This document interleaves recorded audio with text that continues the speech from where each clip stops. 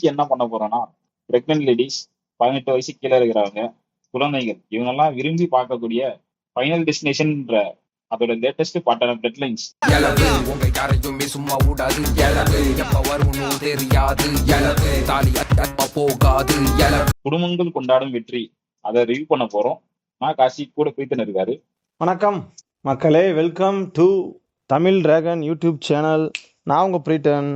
ஆனால் நீங்கள் சொன்ன மாதிரி குடும்பங்கள் கொண்டாடும் வெற்றி வெற்றி அப்படின்லாம் சொல்கிற மாதிரி ஒன்றும் இல்லை காசி. கூட்டம் கம்மியாக தான் இருக்குது. ஆனாலும் படம் நல்ல படம் தான் பார்த்துருக்கோம்.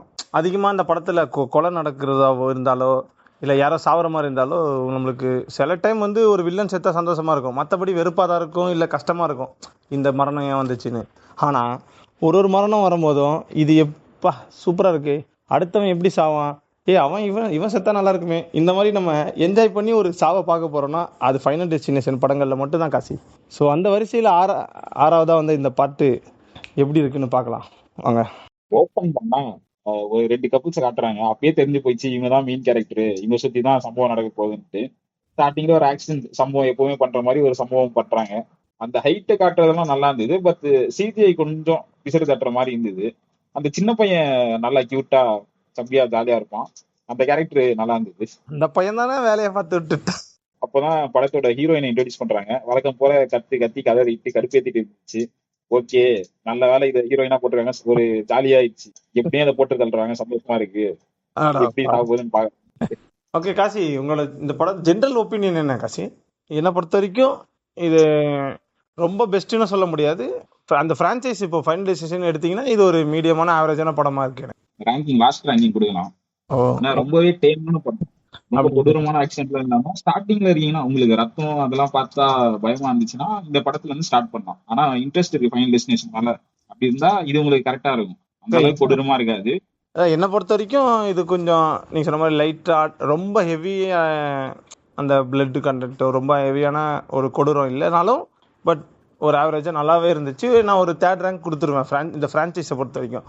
ஓவரால் படமா பார்க்கும்போது ஒரு என்டர்டைன்மெண்டான படமா இருந்துச்சு காசி. இந்த சீரீஸ்ல இருக்கிற மொத்த படம்லாம் நீங்க பாத்தீங்கன்னா டிராமாக்குள்ள போயிடுவீங்க.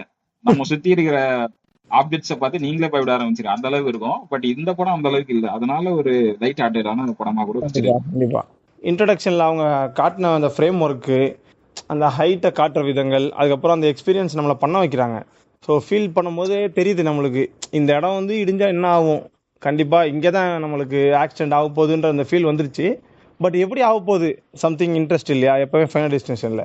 ஸோ அந்த ஃப்ரேம் ஒர்க்கு என்னை பொறுத்த வரைக்கும் அந்த ஆக்டிங் மட்டும் தான் கொஞ்சம் மொக்கையாக இருந்த மாதிரி இருந்துச்சு. தவிர பெஸ்ட் அவங்க காட்டின விஷுவல்ஸ் எல்லாமே எனக்கு நல்லா பிடிச்சிருந்துச்சு, ஸ்டன்னிங்காக இருந்துச்சு. எனக்கும் அதே மாதிரி தான் பிடிச்சேன். அந்த ஸ்டார்டிங் அந்த ஆக்சிடென்ட் ஆகிற விஷுவல்லாம் ஜாலியா இருக்கும். அந்த டான்ஸ் ஆகி குதிச்சு குதிச்சிட்டு இருப்பாங்க, அதெல்லாம் நல்லா காமெடியா இருக்கும். அதே மாதிரி ஒரு பாட்டி முதுகுல எரிச்சுக்கிட்டு குறுக்காம இருக்க ஓடிட்டு இருப்பாங்க, அதெல்லாம் பார்க்க ஜாலியா இருந்தது. கொடூரமான ஆளா இருக்கீங்க, அது காமெடி தானே பிரீத்தன். பயங்கரமான சீன் எல்லாம் அப்படியே ஜாலியா சொல்லிட்டு போறீங்க. இருந்தாலும் அது காமெடியா இருந்துச்சு எனக்கு. அதுக்கப்புறம் வழக்கம் போல நீங்க சொன்ன மாதிரி ஹீரோயின் பயந்து இருந்துச்சு. திரும்ப அந்த பக்கத்துல ஒரு மொக்க சீன்ஸ் எல்லாம் வச்சுக்கிட்டு கதறிட்டு இருக்காங்க. அப்புறம் தான் அந்த மரண மாசான பாட்டியோட இன்ட்ரடக்ஷன் கொடுக்குறாங்க.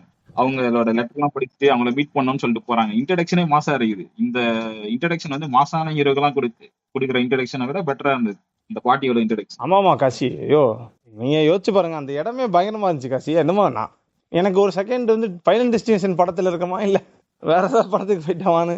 ஏன்னா இன்ட்ரோ இப்போ ஃபைனல் டெஸ்டினேஷன் எதுக்கிட்ட இந்த மாதிரி ஒரு சிச்சுவேஷன், இப்போ ஜாம்பி படங்கள் மாதிரி உள்ள யாரும் வரக்கூடாதுன்ற மாதிரி என்னென்னமோ வச்சிருக்குங்க பாட்டியமா. அதுவும் அந்த டெத்து கூட அந்த கம்யூனிகேட் பண்றதெல்லாம் ஜாலியா இருக்கு. எண்ணெயே போட்டு தள்ள பாக்குறியா, கண்டுபிடிச்ச பாத்தியா, மாட்டிக்கிட்டியா. ஆமா காசி, அந்த சன்லைட்டை வச்சு தானே சீக்வன்ஸ் சூப்பரா இருக்கும். அங்கேயே அந்த பாட்டியோட மாசு நின்னு பேசுது, அந்த அளவுக்கு அப்படி ஒரு கேரக்டர் அது. அந்த அளவுக்கு எத்தனை வருஷமா அவங்க டெத்தை கிட்ட இருந்து டகால்ட்டி பண்ணி நம்ம எஸ்கேப் ஆகி வந்திருக்கோம் அப்படின்னு கெத்து காட்டினாங்க. ஃபர்ஸ்ட் டெத்தே மாசான டெத்துங்க. ஸோ பின்னாடி சரி முன்னாடி எடுத்தீங்க பாருங்க, அங்க இருக்கீங்க டேரக்டர்ன்ற மாதிரி. அதுவும் மின்னு ஃபேஸ் பண்ணுவாங்க டெத்தை, அந்த இடத்துல ஆயாவோட மாசு வேற லெவல். அதே மாதிரி பாட்டி வந்து உனக்கு காட்டினாதான் புரியும் அப்படின்ட்டு நம்ம குடும்பத்தை டெத்து துரத்துதுன்னு சொல்லிட்டு அந்த புக்கை தூக்கிட்டு செக் பண்ணுவாங்க. அவங்களுக்கு ஒரு ஐடியாலஜி வந்துடும். அதை ஃபேமிலி கிட்ட சொன்னா வழக்கம் போல தான், ஃபேமிலி ஒத்துக்க மாட்டாங்க, எப்பவும் தெரிஞ்ச விஷயம் தான். அதான் நார்மலா ஜென்ரலா ஃபைனல் டெஸ்டினேஷன் இந்த திக் திக் வீடுங்களை தாண்டி இவங்க கொஞ்சம் அதை ஜோவியலா அணுகுறாங்க. கொஞ்சம் காமெடியோட கொஞ்சம் அப்ரோச் கொஞ்சம் மாறி இருக்கு இந்த படத்துல. அடுத்தது ஒரு ட்விஸ்ட் வச்சாங்க பாருங்க, அந்த பொண்ணு பாவம் செத்துரும் பாவம். இவங்க சொல்றது யாரும் கேட்காம அந்த பொண்ணு ஜாலியா வந்துட்டு இருக்கோம். ஸோ அதே மாதிரி அவங்க என்ன சொன்னாங்களோ அந்த ஹீரோயின் அதே மாதிரி நடந்துரும். கடைசியில காப்பாற்ற முடியாம அந்த தலையில என்ன சிங்கி கையெல்லாம் துண்டா வந்து அட்டடா. கையில குத்துட்டு கைமாயிடும் அந்த பொண்ணு. அதுக்கப்புறம் தான் இன்னொரு ட்விஸ்ட் ரிவீல் பண்ணுவாங்க. அந்த அவங்க அத்தைக்காரி மோசக்காரி. அந்த டைரக்டர் நம்மள மட்டும் ஏமாத்தல, அந்த ஃபேமிலியே ஏமாத்தி இருக்கு அந்த அத்தை.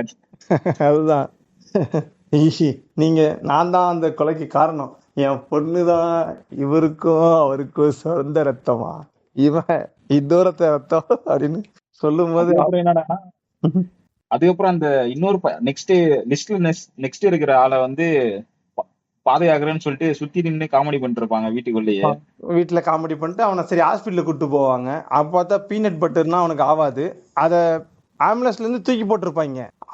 தூக்கி போட்டதுக்கு அப்புறம் ஹாஸ்பிட்டலுக்கு போய் தான் அந்த ஜேபின்றவரை கண்டுபிடிப்பாங்க. ஜேபின்ற ஒரு இம்பார்ட்டன்டான கேரக்டரா சொல்லிட்டு இருப்பாங்க. யார் இந்த ஜேபி? அவருதாங்க மெயினான. அது எல்லா ஃபைனல் டெஸ்டினேஷன் பாட்டுலயும் வருவாரு அவரு. அவர் தான் எக்ஸ்பிளைன் பண்ணுவாரு டெத் இப்படி இருக்கு, டிசைன் இப்படி இருக்குன்னு. எல்லா பாட்டுலயும் வந்து அவர் தான் சொல்லுவாரு. இந்த பாட்டுல டே உங்களெல்லாம் காப்பாற்ற முடியாது, இந்த பாட்டுல பாத்தீங்கன்னா உங்களெல்லாம் காப்பாற்ற முடியாது, உனக்கு ஆகணும்னு சொல்லிட்டு கம்முன்னு போயிடுவாரு அவர் பாட்டு. நீ செத்தாதான் சரியாவோ, நானும் சாவ போறேன் தயாரா இருக்குன்னு போயிடுறாரு. பார்த்தா அவர் தான் அந்த சின்ன பையன். அது வேற, அந்த சின்ன பையன் தான் நான், இந்த குழந்தையே நீங்க தான் சார்ன்ற மாதிரி. அவரோட பேக் ஸ்டோரி வந்து எந்த பாட்டுலயும் ரிவீல் பண்ணிருக்க மாட்டாங்க, இதுலதான் காமிச்சிருக்காங்க. அதான் ஸோ அந்த மாதிரி லோரை எக்ஸ்பேண்ட் பண்றது மட்டும் இல்லாம பழைய சீக்வன்ஸ் எல்லாத்தையுமே கனெக்ட் பண்ணிருக்காங்க. அது கொஞ்சம் இன்ட்ரெஸ்டா இருந்துச்சு பாக்குறது. பழைய லூஸ் எண்ட்ஸ் எல்லாம் இதுல வந்து பினிஷ் பண்ணிருக்காங்க. அது கொஞ்சம் நல்லா தான் இருந்துச்சு. நம்ம மிஸ் பண்ண அந்த என்ன சொல்லுவோம், நம்ம பிளாட் ஹோல்ஸ் எல்லாம் கவர் பண்ண மாதிரி இருந்துச்சு. அடுத்ததா பாத்தீங்கன்னா நீங்க ஹாஸ்பிட்டல்ல முடிவு பண்ணிடுவாங்க, சரி இவன் வந்து செத்துட்டு இவனுக்கு திரும்ப உயிர் கொடுக்கலான்ட்டு அந்த மூக்குத்தி போட்டவன் தள்ளி தனியா கூட்டிட்டு போயிடுவான். அந்த பீனட்லாம் அடிச்சு காமெடி பண்ற பேர்ல ஏதோ பண்ணி அதை எடுத்து கொடுத்து சாப்பிட வச்சு பாவம். அந்த நேரத்துல ஒரு இது பாருங்க, அது என்ன ஸ்கேனராங்க, எம்ஆர்ஐயா என்ன ஸ்கேனர் அது, அதை ஆன் பண்ணி விட்டு சிடியா எம்ஆர்ஐ அதுல காசு அவ்வளவு பவரா இருக்கு, சும்மா மேக்னெட் லெவல்ல இருக்குதுங்க. எனக்கும் அதுதான் தெரியல, உருட்டாயில உண்மையிலேயே இவ்வளவு பவர் இருக்கான்னு எனக்கும் தெரியல. ஆனா அந்த போட்டு வச்சிருப்பாங்க மெட்டல் ஆப்ஜெக்ட்ஸ் எல்லாம் உள்ள எடுத்துன்னு போக கூடாது, இவ்வளவு பவரா இருக்கு எதிர்பார்க்க. இல்ல அதிகமா இன்க்ரீஸ் பண்ணி வச்ச மாதிரி காட்டுவாங்க. அது ஏதோ பட்டு இன்க்ரீஸ் ஆயிருக்கும் டக்குன்னு அந்த அப்படி அப்படியே பட்டி அப்படி அப்படியே இன்க்ரீஸ் ஆயிடுச்சு, அவ்வளவுதான். அதெல்லாம் கேட்க கூடாது. அதுல என்ன காமெடி பாத்தீங்கன்னா, நம்மால் தான் சயின்டிபிக் ரீசனுக்குனால இன்க்ரீஸ் ஆயிடுச்சு பவர். நம்மால் தான் மெட்டல் ஆப்ஜெக்ட்ஸ் எல்லாம் நிறைய வச்சிருப்போம் கையில, மூக்குல வாயில உடம்பு, மூக்குல வாயில பல இடத்துல எல்லாம் ரிங்க போட்டு வச்சிருப்பாரு அவரு. எல்லா ரிங்கும் சும்மா லார்ட் ஆஃப் த ரிங் மாதிரி பிச்சுக்கிட்டு போயிடும். அதுக்கப்புறம் அதுல மாட்டி அதுக்கப்புறம் பாருங்க இந்த வீல் சேர் வந்து அடிச்சு சிதைச்சிருங்க ஆள மனுஷனை. ஆனா அதுலயும் நம்மால நீ செத்துட்ட நான் பிழைச்சிருவேன்ட்டு தப்பிச்சு வந்து அந்த மருந்து எடுத்து சாப்பிட குத்திக்க வருவாரு. அப்ப கரெக்டா பாத்தீங்கன்னா அந்த லேடிக்கு ஒரு சந்தேகம் வந்துடும், ஏன்னா அங்க இருக்கிற அந்த சிசர்ஸ் எல்லாம் பறக்கும். ஆமா, அந்த லேடிக்கு சந்தேகம் வந்து அங்கதான் காட்டுறாங்க, இந்த லேடி தான் இம்பார்ட்டன்டான கேரக்டர் இந்த படத்துலயேன்னு சொல்லிட்டு. அந்த லேடி இம்பார்ட்டன்ட் இல்ல, அந்த கதவை திறக்க ஒருத்தங்க வேணும், அப்பதானே அந்த பீனட் பட்டர்ல உடஞ்ச ஸ்பிரிங் வரும். என்னங்க காட்சி, அதுதான் இம்பார்ட்டன்டான கேரக்டருங்க,